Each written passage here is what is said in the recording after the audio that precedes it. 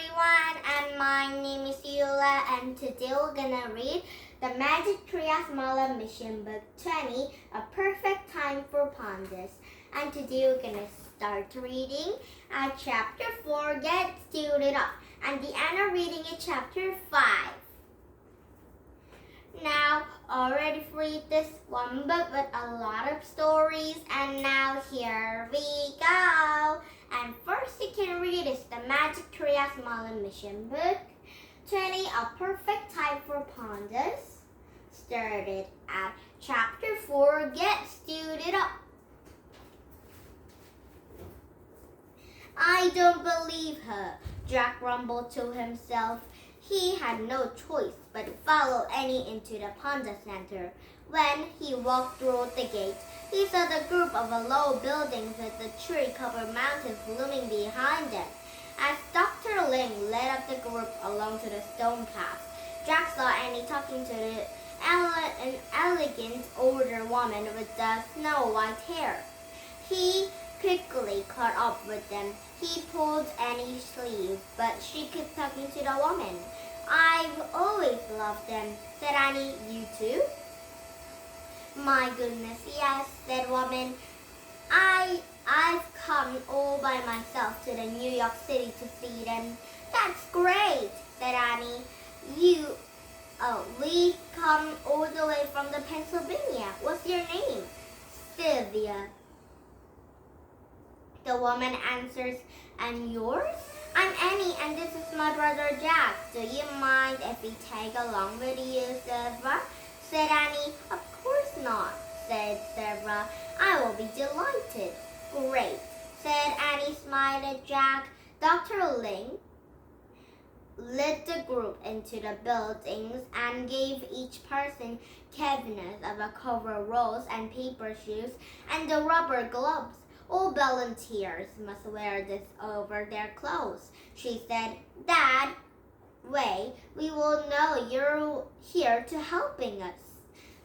We're going to get caught, Jack whispered to Annie. Don't worry, she said. We actually are with others now. She shook his head, but he took his pack, and then he and Annie each pulled a large bulky cover wall. They rolled up their silks and paintings. They had slide paper shoes over to their sneakers and topped with the rubber gloves. Well, I'll go into the nursery first, said Dr. Ling. And Annie had grabbed Jack's arm. She looked like she might explode with happiness. Dr. Ling had opened the door with the back of the room, herded everyone into the panda nursery. We will have only one newborn panda cub now. As you walked by the incubator, take a quick peek. And the group paraded closely to the path of an incubator. Almost everyone who peeked at the baby murmured with surprise. Jack quickly found out why the newborn did not look like a panda at all. It looked more like fizzy pink mouse. Incredible, said Jack. It's so teeny, whispered Annie. Yes, Silva whispered back. I read that newborn pandas weigh less than half a pound, but they can grow into the 250-pound bears. Wow, whispered Jack. He and Annie had walked with the Silva to the nursery. Now let's go meet our panda keepers, said Dr. Ling. She led up the group to the stone walkway beside the bamboo woods. Near the goldfish pond, several men into the blue covers waiting for them. The silver man, this gentleman are the panda keepers, said Dr. Ling. You volunteers work in pairs in different panda houses. Each pair will spend a little time helping the care of panda. She pointed to Jack and Annie. You two go, Master Lee, and he is Bean Beans keeper. He will take you to her house. I hope your grandmother doesn't mind. Silva smiled. Oh, I'm not, she started to say.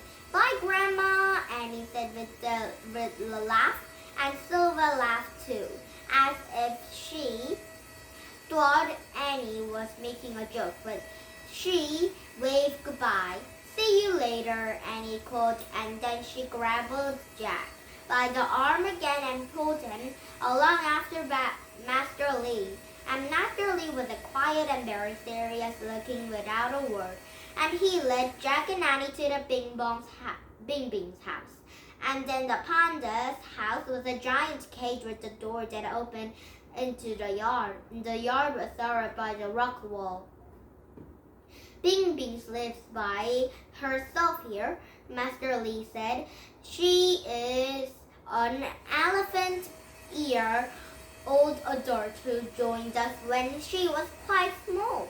When they entered to the cage, Jack saw the leaves and bamboo stalks scattered across the concrete floor.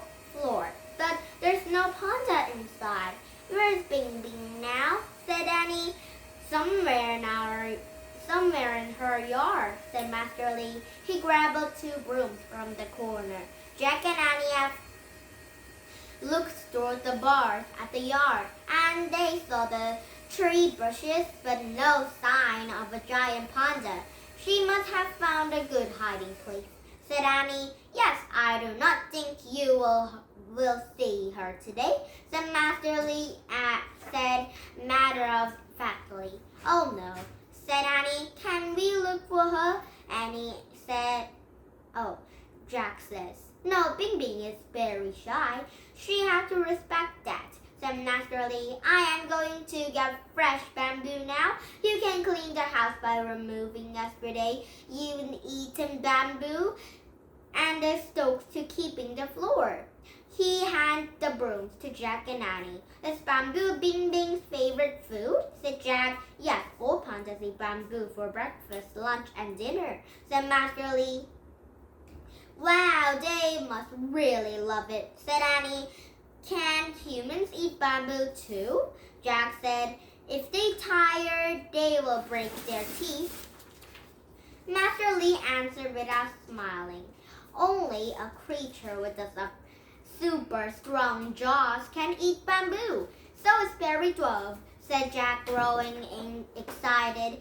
Is it as strong as wood? Well, yes, said Master Lee. And I will bet it's really healthy too, said Annie. Oh no, said Master Lee. Bamboo is not very nutritious. That's why pandas must eat a lot of it. Some pandas at the center eat 80 pounds of a day. Oh, okay, said Annie. Her shoulders sagging. And I guess it's not baked with love either, is it? The Master Lee stared at Annie. He looked confused. No, of course not, he said. Darn, said Annie. And Jack was embarrassed, like the waiter in the restaurant. Master Lee must be thinking we're really weird, he thought. Well, said Master Lee, shall we get to work now? Sure, said Annie. Sweep up the stalks and well as the panda waste, said Master Lee. Then declared everything here.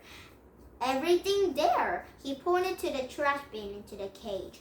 Panda waste? Said Jack. Yes, said Master Lee, seeing Jack's expression, and he added, It's not bad, I promise you. There are droppings of look like a little dry straw baskets. And Jack looked around. He saw what he thought Master Lee was talking about.